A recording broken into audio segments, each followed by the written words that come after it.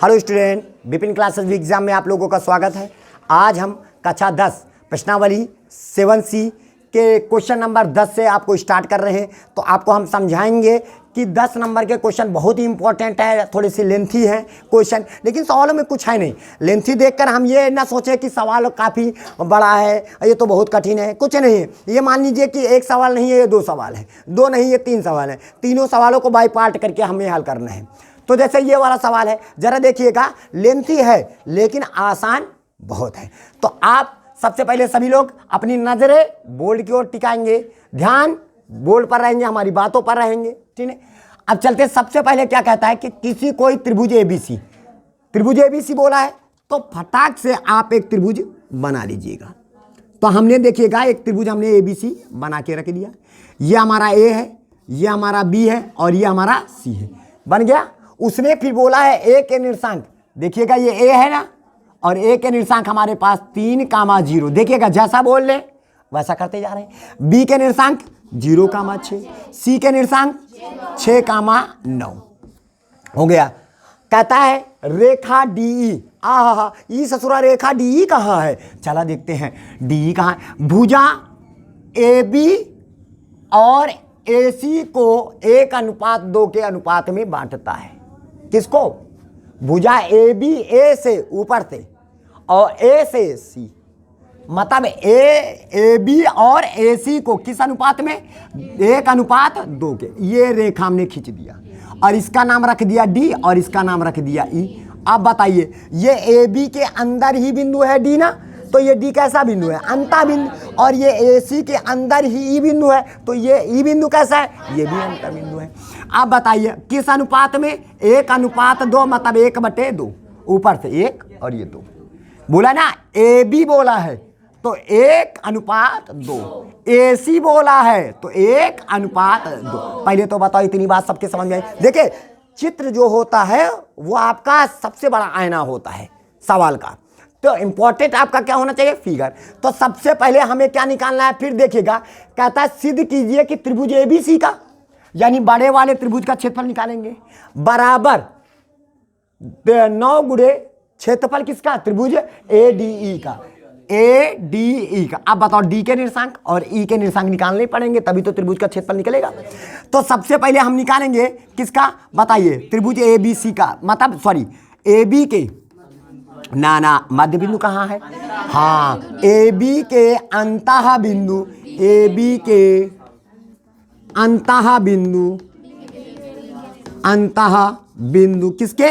D के निर्देशांक, D के निर्देशांक। चलिए देखते हैं ना।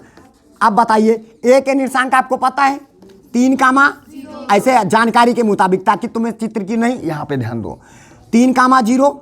और ध्यान देना, B के निर्देशांक क्या है? 0,6 हो गया। और अनुपात जो M1:M2 रखेंगे वो क्या हो जाएगा? 1:2 हो जाएगा। क्लियर? पूरा बात एकदम कॉन्सेप्ट क्लियर करेंगे। सोनू समझ में आ रहा है? अच्छा, अब हम बताइए यक्ष निर्देशांक निकालने का फार्मूला, M1 x2 प्लस का M2 x1 बटे, हो गया y बराबर M1 y2 प्लस का M2 y1 बटे M1 प्लस का M2। बहुत अच्छा, बहुत सुंदर जवाब आप लोग दे रहे हो आज, ठीक है। अब यक्ष बराबर हमारे पास देखिएगा, M1 को पकड़ना और x2 को पकड़ना। ये x1 है, ये y1 है, ये x2 है, y2 है। ध्यान देना बच्चा, M1 का मान कितना है? 1, x2 का मान कितना है? 0। अब सोचिएगा, 1 को अगर हम 0 से, M1 और x2 को आपस में गुणा करेंगे, इसका मान 1, इसका मान 0, तो 1 को 0 से गुणा करेंगे, डायरेक्ट थोड़ा सा कर दे रहे हैं, कोई दिक्कत तो नहीं। फिर उसके बाद M2 x1, M2 का मान 2 और x1 का मान 3, तो 3 दूनी 6, तो ये हो जाएगा 6/2 बटे, और सॉरी 1 प्लस का क्या हो जाएगा? 2, तो 2 1 कितना हो जाएगा? 3। और यहाँ पे हमारे पास x बराबर कितना आ जाएगा? देखिएगा 6/3 हो जाएगा, 3 1 3, 3 दूनी 6, तो x का मान कितना आ गया? क्लियर? अब इसी प्रकार हम किसका मान निकालेंगे?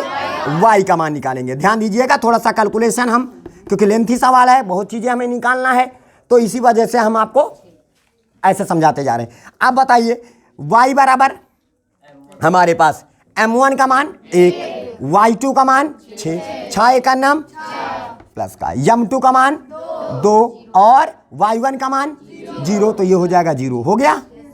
नहीं आया क्या? अब बताइए m1 का मान 1 और प्लस का m2 का मान, तो हमारे पास कितना हो जाएगा? तो टोटल हो जाएगा 3 और यहाँ पे हो जाएगा हमारे पास 6/3, 3 दूना 6। तो y का मान कितना आ गया? तो d के निर्देशांक क्या निकल के आए? d के निर्देशांक हमारे पास आ गए 2,2। क्लियर? अब इसी प्रकार आप किसके निर्देशांक निकालेंगे? इसी प्रकार हम ई के निर्देशांक निकालेंगे। देखिएगा, थोड़ा सा सवाल हमने बताया कि लेंथ ही है, ठीक है। अब ई किसका भी है? ए सी का। तो आप यहाँ पे लिखोगे ए सी के अंतः बिंदु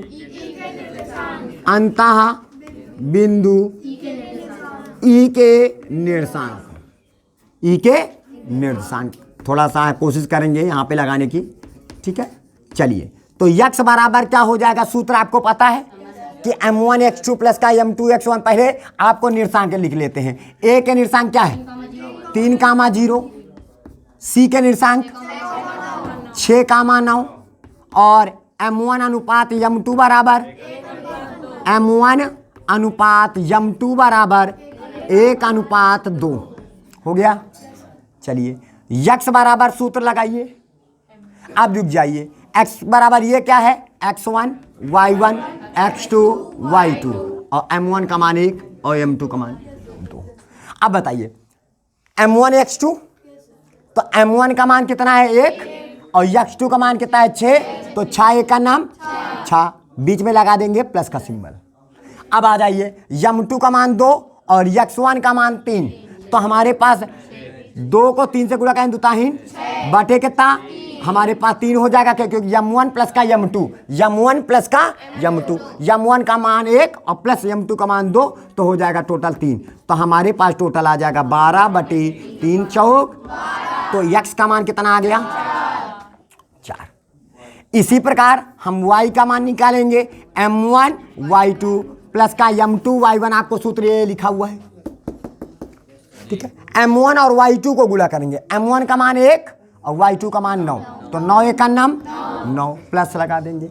m2 y1, m2 का मान 2, y1 का मान 0, तो ये हो जाएगा 0 बटे के तो हो जाएगा और 1 प्लस का 2 बराबर के तो हो जाएगा 3। तो टोटल जो वैल्यू आ गई 9/3, 3 तिका 9। तो y का मान, अतः आप यहाँ पे कह सकते हो अतः ई के निर्देशांक क्या निकल के आए?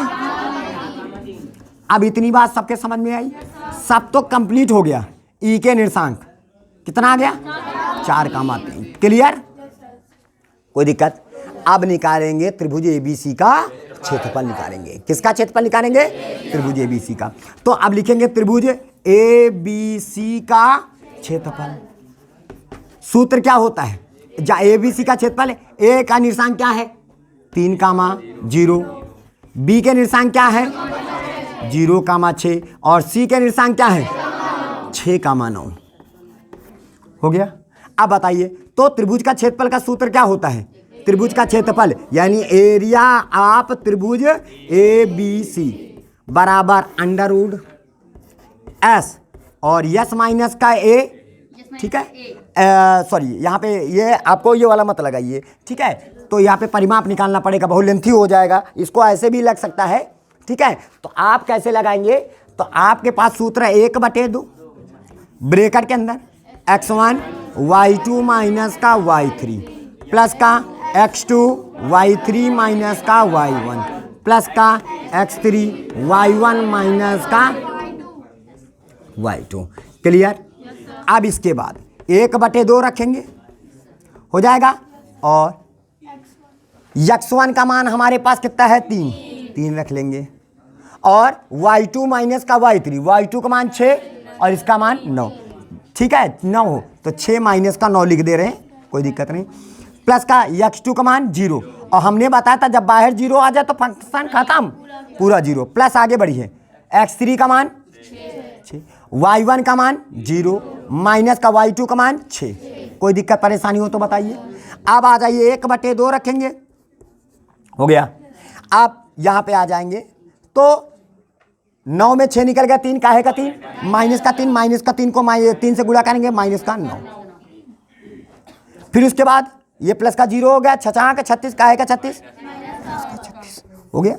तो 36 और 9 के तो होता है 45, काहे का 45, तो माइनस का 45 आ जाएगा। क्षेत्रफल कभी भी ऋणात्मक नहीं होता है, अतः आप यहाँ पे कह सकते हो एरिया ऑफ क्या हो जाएगा, त्रिभुज ए बी सी का जो क्षेत्रफल निकल के आया 45/2 वर्ग इकाई आ गया, 45/2 वर्ग इकाई आ गया। आई बात समझ में?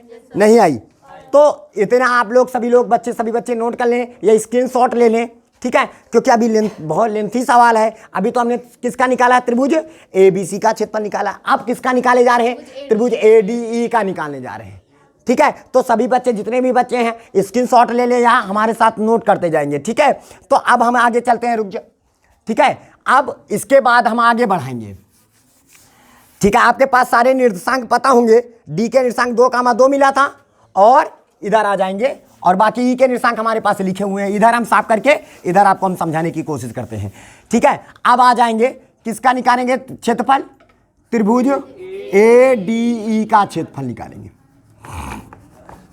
का क्षेत्रफल। अब बताओ ए के निर्देशांक हमारे पास कितना है, ए के निर्देशांक बोलिएगा 3,0 है, और डी के निर्देशांक कितना है 2,2 है, और ई के निर्देशांक कितना है 4,3। अब इसका निकालेंगे, ठीक है।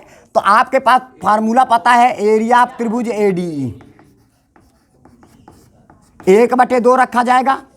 अब देखिएगा ये हमारे पास सूत्र पता है, x1 लिखना हो लिख डालो, x1 y2 माइनस का y3 प्लस का x2 y3 माइनस का y1 प्लस का x3, और क्या हो जाएगा बोलिएगा x3 y1 माइनस का, ये हो जाएगा। क्लियर? आप बड़े ब्रेकर से इसको यहां से लेकर यहां तक बंद कर दिए, कोई दिक्कत परेशानी हो तो बताइए, ठीक है। आप बताइए, तो हमारे पास 1/2 रखेंगे, हो गया। x1 का मान कितना है 3, यहां पे रख दिया, y2 माइनस का y3 का मान, y2 का मान 2 और y3 का मान 3, तो 2 माइनस का क्या हो जाएगा 3, प्लस का x2 का मान कितना है 2 है, हो गया। अब कितना हो गया 2 हो गया। अब इसके बाद यहाँ पे y3 का मान 3 माइनस का y1 का मान 0 प्लस का x3 का मान 4, y1 का मान 0 माइनस का y2 का मान 2, ये हो गया। इतनी बात सबके समझ में आई। अब बताइए 3 में 2 निकाल गया, एक काहे का एक माइनस का एक, तो 1/2 रखेंगे तो माइनस का 3 हो जाएगा, 3 दूनी 6, 4 दूनी 8, माइनस का 8 हो जाएगा। इतनी बात सबके समझ में आई, ठीक है। तो अब यहाँ पे आ जाइए, तो टोटल हमारे पास 1/2 कितना हो जाएगा 2 हो गया। तो माइनस का 9 माइनस का 8 माइनस का 3 माइनस का 11 हो जाएगा। 11 में 6 को निकाल देंगे तो माइनस का क्या हो जाएगा 5 आ जाएगा। कितना आ जाएगा माइनस का 5, यानी क्षेत्रफल कभी भी ऋणात्मक नहीं होता है। तो त्रिभुज ए डी ई का जो क्षेत्रफल निकल के आया 5/2 वर्ग इकाई। नहीं समझ में आया? इतनी बात आई समझ में? बाउंस मार गया, पक्का है? अच्छा, अब हमें सिद्ध क्या करना है, थोड़ा उधर फोकस कर लेते हैं। सिद्ध करना है कि एरिया ऑफ जो त्रिभुज ए बी सी है, क्या है ए बी सी है, वो बराबर है 9 गुणे एरिया ऑफ त्रिभुज ए डी ई के। आया? दिखाई पड़ रहा है?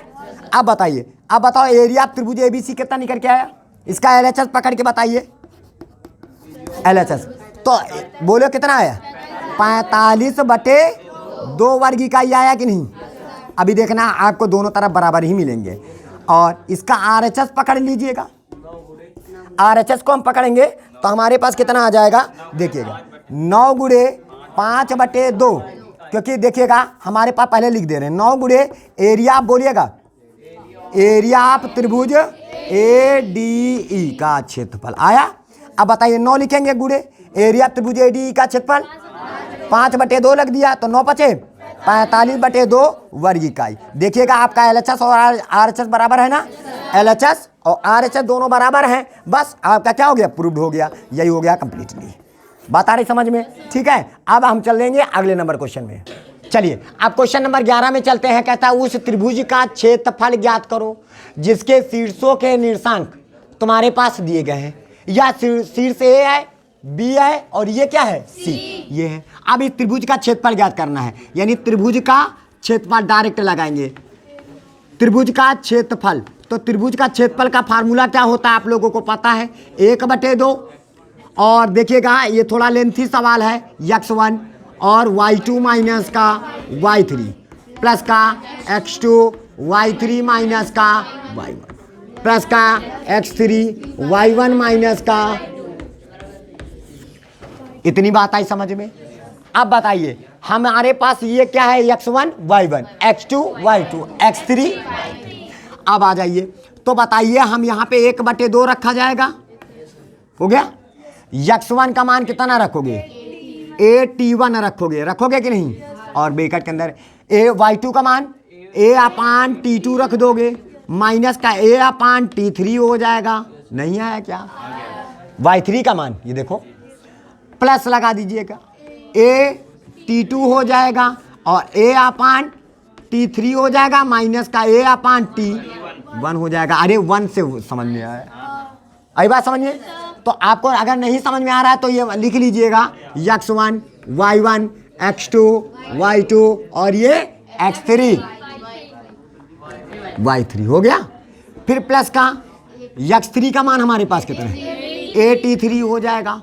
फिर बोलो a/t1 माइनस का a/, देखिएगा बहुत लेंथी थोड़ा सवाल है, इसमें कॉन्सेप्ट बहुत है। जरा देखिए इसमें से क्या कॉमन है, ऊपर से एक कॉमन है ना, ए निकाल के बाहर लाएंगे a² हो जाएगा। इससे भी एक कॉमन है तो ए निकाल के बाहर लाएंगे a² हो जाएगा। इससे भी एक कॉमन कर लेंगे तो a² हो जाएगा। और सबके पास a² तो सबके पास से a² को बाहर कर लिया तो a² बटे कितना हो जाएगा, 2। नहीं समझ में आया? नहीं आया? बचा क्या हमारे पास, t1, और यहाँ पे क्या बचेगा बोलिए, 1/t2 बच जाएगा कि नहीं, और माइनस का 1/ क्या हो जाएगा, t3 आया। फिर उसके बाद प्लस का क्या हो जाएगा, t2, ये वाला t2, और 1/ क्या हो जाएगा, t3 माइनस का 1/t1 प्लस का क्या हो जाएगा, t3 और 1/t1 माइनस का 1/t2 आया। सबके समझ में आ रहा है कि नहीं आ रहा है? आप बताइए। तो अब जो कॉमन हो गया उसको कॉमन पड़ा रह दो, उसको छेड़ना नहीं, जो भी कैलकुलेशन है अंदर है। अच्छा बताइए, तो हमारे पास a² बटे का हो जाएगा 2, हो गया। आप बताइए इन दोनों का लासा लीजिए, ये उनके ऊपर ये इनके ऊपर और नीचे t2 t3 हो जाएगा। बोलिएगा ये जाएगा इनके ऊपर तो यहाँ पे हो जाएगा t1 और t3 माइनस का t2 बटे t2 और t3, ये कैलकुलेशन। प्लस का ये t2 बाहर बैठा है, बैठा रहने दो। इनका दोनों का लासा क्या हो जाएगा, t1 t3 आ जाएगा कि नहीं, क्रॉस मल्टीप्लिकेशन, t1 माइनस का ये हो जाएगा, प्लस का t3 बाहर बैठा रहने दो, t1 और क्या हो जाएगा t2, ये इनके पास आया, ब्रैकेट बंद कर दो। अब देखिएगा इसको अंदर गुणा कर दो सबके पास, इनको इनके पास, बात आ रही, सबको गुणा कर दिया। जब गुणा करेंगे तो हमारे पास a² बटे कितना हो जाएगा, 2, अंदर गुणा करो तो t1 t3 आ जाएगा, माइनस का t1 t2 आ जाएगा बटे t2 t3 आ जाएगा, प्लस का t1 t2 हो जाएगा, माइनस का t1 t3 आ जाएगा बटे t2 हो जाएगा और यहाँ पे t2 हो जाएगा, हो जाएगा, ये हो गया। अब बचा क्या, t1 t3 आ जाएगा। फिर उसके बाद प्लस का अंदर जाएगा तो हमारे पास t2 t3 आ जाएगा और t1 और t3 आ जाएगा। इधर देखिए t1 हो जाएगा, नहीं आया क्या? अब नीचे सबका लासा ले लो तो लासा क्या आ जाएगा, t1 t2 और t3 आ जाएगा। तो हमारे पास हो जाएगा a² बटे 2, तो यहाँ पे जो लासा निकल के आएगा देखना बच्चा, t1 t2 t3, ये हमारा लासा आ जाएगा। जब लासा आ जाएगा तो बताइए t2 t3 है, t2 t3 है, क्या बचा, t1 इसमें गुणा कर देंगे, दोनों में, इसमें भी गुणा करेंगे इसमें भी, तो आएगा क्या, t1 का स्क्वायर T3 माइनस का T1 का स्क्वायर T2 आया। प्लस लगा दीजिए, नहीं आएगा समझ में।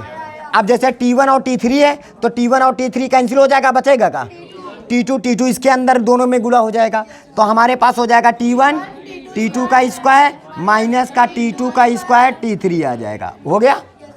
फिर उसके बाद प्लस लगा दीजिए, T1 T2 हट जाएगा, T3 बचेगा, T3 इसमें T2 T3 का स्क्वायर माइनस का T1 T3 का स्क्वायर आया। अब कॉम्बिनेशन बनाएंगे, अब इसको बाहर कर लीजिएगा, हर बराबर है, इसको बाहर कर लीजिए। ये सेटअप आपका बना है, अब इस सेटअप के सहारे हम करेंगे पूरा सेटअप, ठीक है। चलिए, तो यहाँ पे समझना बात को, तो बराबर हमारे पास ए स्क्वायर बटे 2 T1 T2 और क्या हो जाएगा T3। ध्यान दीजिएगा, देखिएगा हम ऐसा सेटअप बनाइए कि कुछ ना कुछ कॉमन हो जाए, और हमारे पास से देखिएगा इसमें और इसमें क्या कॉमन है, T1 T3 कॉमन है ना, इसमें भी T1 T3 कॉमन है, दोनों के पास, इन दोनों के पास से पहले बताइए T1 और T3 को कॉमन कर लेंगे, तो बताइए T1 और T3 को हमने कॉमन किया तो यहाँ पे क्या बचेगा, एक T1 बच जाएगा और माइनस का और क्या हो जाएगा T3। पहले बताओ इतनी बात आई समझ में, तो इन दोनों का काम क्या हो गया, खत्म हो गया। अब बेकर के अंदर बचा T1 और T3 बचा है, दिमाग में ये लगाइए कि T1 T3 हर बेकर में कॉमन होने के बाद बचना चाहिए, ठीक है। अब बताइए जरा देखिएगा, इनमें और इसमें कुछ कॉमन है, जरा देखिएगा, इसमें कोई ऐसा पकड़िए, देखिएगा इसमें कुछ ऐसा पकड़िए जिसमें T1 और T3 आ जाए, जरा देखिएगा, हाँ ये वाला देखिएगा, है ना। अब इसमें क्या कॉमन है, नहीं इसमें T3 का हमारे यहाँ पे इसका कॉम्बिनेशन देखिए, इसमें हाँ इसमें देखिएगा, अगर हम कॉमन कर लेंगे, क्या कॉमन कर लेंगे, T1 और T2, इसमें नहीं, गड़बड़ हो जाएगा, ठीक है। तो और किसमें कॉम्बिनेशन करिए, इसमें जरा सा जरा देखिएगा, इसमें देखिएगा, इसमें से हम T2 का स्क्वायर कॉमन कर लेते हैं, अरे ये बचा है ना, इसमें से क्या कॉमन कर लेंगे, T2 का स्क्वायर कॉमन कर लेंगे तो T1 माइनस का T3 बच जाएगा ना। तो यहाँ पे प्लस का लगाएंगे, T2 का स्क्वायर हमने कॉमन किया तो T1 माइनस का क्या हो जाएगा, T3 हो जाएगा, नहीं है क्या। इन दोनों का भी काम खत्म हो गया। अब इनमें दोनों में देखिएगा, इन दोनों में क्या कॉमन है, जरा देखिए, T2 ये यहाँ और T2 इसके पास भी है, तो दोनों के पास से T2 कॉमन कर लेंगे, लेकिन काहे का, माइनस का, तो आगे माइनस देखा पड़ा, तो माइनस का T2 कॉमन कर लिया तो बचागा T1 का स्क्वायर माइनस का T3 का स्क्वायर आया, ठीक है। ये हो गया, बहुत स्मार्ट तो नहीं गया, पक्का है, थोड़ा बहुत समझ आया, हाँ स्क्वायर क्यों बेटे, स्क्वायर लगेगा ना। ये देखो यहाँ पे देखो, हमने क्या कॉमन किया, माइनस का T2 कॉमन कर लिया, माइनस का T2 कॉमन कर लिया, तो माइनस निकाले तो T2 निकल गया, तो T1 का स्क्वायर बचेगा, प्लस में था माइनस का बन जाएगा, और T3 का स्क्वायर नहीं आया। अब देखिएगा, अब यहाँ पे समझना, ए स्क्वायर बटे 2 T1 T2 और क्या हो जाएगा T3 हो गया। अभी आप यहाँ पे T1 T3 कर दीजिएगा, T1 माइनस का T3 प्लस का T2 का स्क्वायर कर लीजिएगा, T1 माइनस का T3। अभी देखा, अब यहाँ पे समझ, ए स्क्वायर माइनस का, तो माइनस का T2 लिखेंगे, ए स्क्वायर माइनस का बी स्क्वायर, एक ब्रैकेट में T1 माइनस का क्या हो जाएगा, T2 हो जाएगा, दूसरे ब्रैकेट में T1 और प्लस का T2 हो जाएगा, ओ सॉरी T3 हो जाएगा, T3 है ना यहाँ पे, T3 हो गया, क्लियर। अब बताइए सभी बेरे देखो, एक पद, दो पद और तीन पद, इन तीनों पदों में कॉमन क्या है, T1 माइनस का T3, T1 माइनस का T3, T1 माइनस का T3 सबके पास है, तो सबके पास से हमने क्या कॉमन कर लिया, ए स्क्वायर लिखा और T1 माइनस का T3 को क्या कर लिया कॉमन, और 2 T1 T2 और क्या हो जाएगा T3। अब कॉमन करने के बाद बचा क्या, T1 T3 बच गया और प्लस का T2 का स्क्वायर बच गया। अब यहाँ पे माइनस देखिएगा, ये तो निकल गया, तो माइनस का T2 इसके अंदर गुणा कर दीजिएगा, तो T1 और T2 हो जाएगा, और उसके पास जाएगा तो माइनस का T2 और T3 आ जाएगा। समझ में आ रहा है। अब बताइए, अब फिर कॉम्बिनेशन करेंगे, फिर इसको कॉमन करेंगे। अब बताइए इन दोनों के पास से क्या कॉमन है, देखिएगा हम यहाँ पे ए स्क्वायर लिख लिया और T1 माइनस का क्या कर लिया T3, अब बटे 2T1 T2 और क्या हो जाएगा T3। समझना बात को, दोनों में क्या कॉमन है, T1 को कॉमन कर लिया तो बचेगा क्या T3 माइनस का T2 हो जाएगा। अब इनमें से इनमें दोनों में कॉमन हो गया, अब इन दोनों में कॉमन T2 को कॉमन कर लिया। जब हम T2 को कॉमन कर लेंगे तो बचेगा क्या हमारे पास T2, देखिए इसमें T2 कॉमन कर लिया तो T2 माइनस का, अब देखो उल्टा हो रहा है, यहाँ पे T3 माइनस का T2 लिखा है, तो आप क्या कर लीजिएगा माइनस का T2 कॉमन कर लीजिएगा ना, माइनस का T2 कॉमन कर लेंगे तो जब माइनस का कॉमन करेंगे तो यहाँ पे T3 बच जाएगा पॉजिटिव और ये काहे का बन जाएगा माइनस का। अभी नहीं समझ में आया, ये हो गया, कोई दिक्कत। अब जरा बताइए दोनों में क्या कॉमन है, a स्क्वायर T1 माइनस का T3 हो जाएगा। दोनों में क्या कॉमन है T3 माइनस का T2 का कॉमन है, T1 माइनस का T2 बचा ना, अब बटे नीचे क्या बचा 2T1 T2 और T3 हो गया, हो गया। अब बताइए चाहे तो क्रम में लिखने के लिए जैसे 1 2 लिखा है तो 2 3 होना चाहिए, तो इससे माइनस कॉमन कर लोगे, इससे माइनस कॉमन करेंगे तो ये जो माइनस में है वो पॉजिटिव बन जाएगा जो पॉजिटिव है, और इसमें जब माइनस कॉमन करेंगे तो माइनस क्या हो जाएगा प्लस। तो आप क्रम लिखोगे, जब क्रम देखो इससे माइनस कॉमन किया, जब माइनस कॉमन कर लिया माइनस हम पकड़े हुए, ये माइनस क्या पकड़े हुए, तो जैसे माइनस कॉमन किया तो ये माइनस में तो काहे में हो जाएगा और ये प्लस में था ये काहे में हो जाएगा, हो गया। फिर इससे हम माइनस कॉमन कर लिया तो माइनस माइनस क्या हो जाएगा प्लस, और जो पहले काहे में था तो ये हो जाएगा और ये हो जाएगा, तो आपका यही आपका आंसर। जो पहले से लिखा था उसको भी लिख सकते हो, कोई दिक्कत नहीं, गलत नहीं कहा जाएगा, ठीक है। इसी के साथ ये कंप्लीट हुआ सवाल। अब इसी के साथ हम अगले सब वीडियो में आएंगे अगले सवाल के साथ। जय हिंद जय भारत।